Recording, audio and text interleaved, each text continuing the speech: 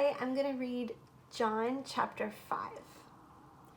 After this, there was a feast of the Jews, and Jesus went up to Jerusalem.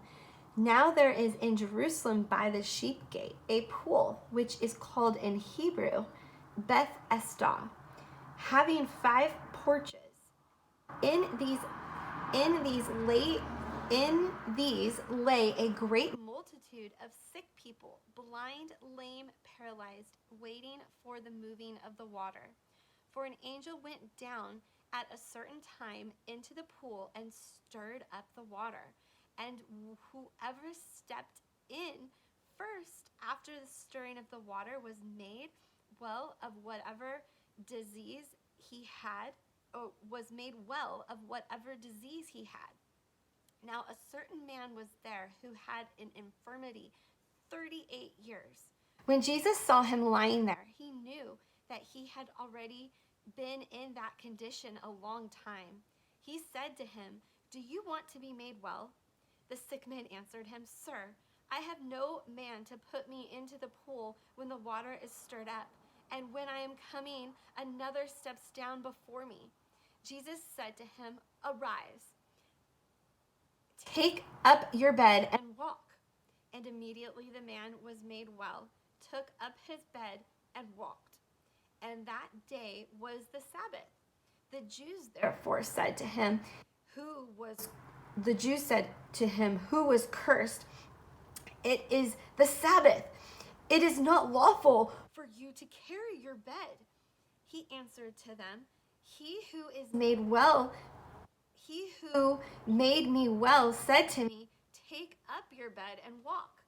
Then they said to him, "Who is the man who said to you, 'Take up your bed and walk'?"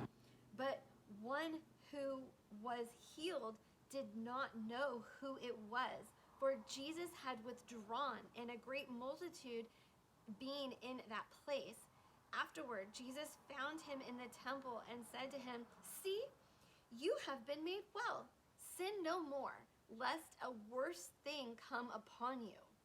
The man departed and told the Jews that it was Jesus who made him well. For this reason, the Jews persecuted Jesus and sought to kill him, because he had done this thing on the Sabbath.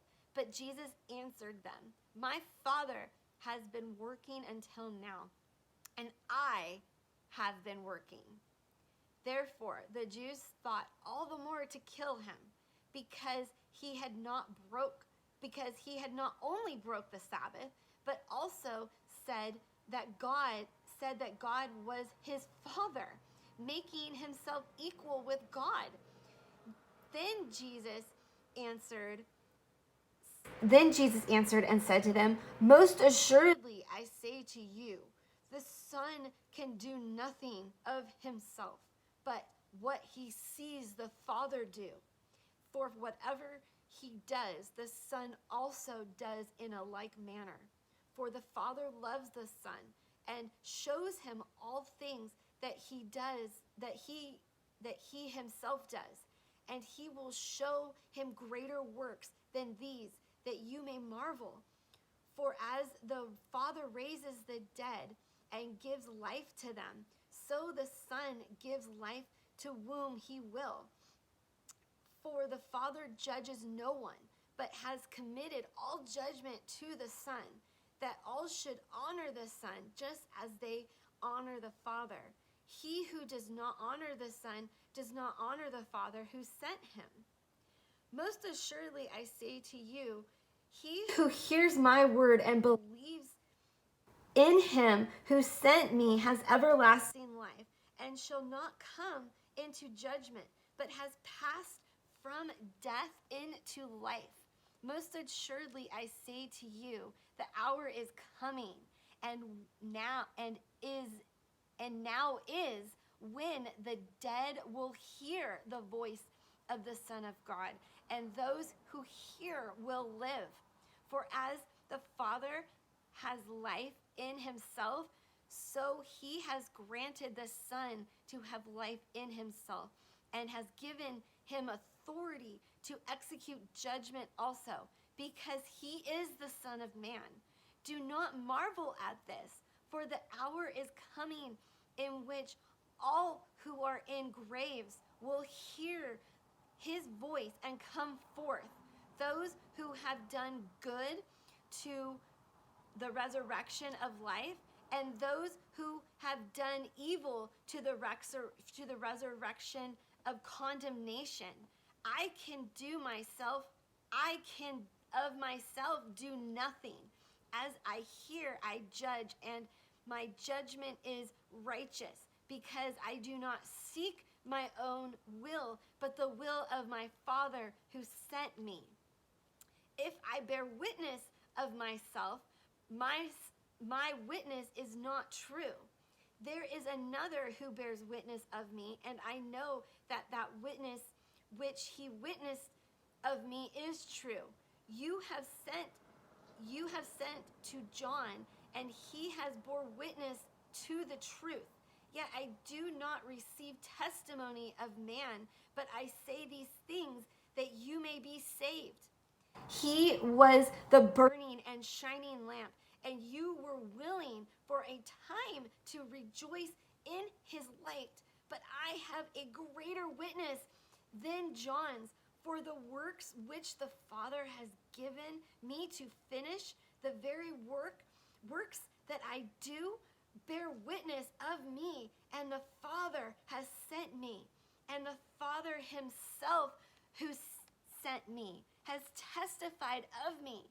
You have neither heard his voice at any time, nor have seen his form, but you do not have his word abiding in you, because whom he sent him you do not believe. You search the scriptures, for in them you think you have eternal life, and these are they which testify to me. But you are not willing to come to me, that you may have life. I do not receive honor from men, but I know you that do not have the love of God in you. I have come in my Father's name, and you do not receive me. If another comes in his own name, him you will receive. How can you believe who receive honor from one another, and do not seek the honor that comes from the only God? Do not think that I shall accuse you to the Father. There is one who accuses you, Moses, in whom you trust. For if you believe Moses, you would believe me, for he wrote about me. But if you do not believe his writings, how will you believe my words?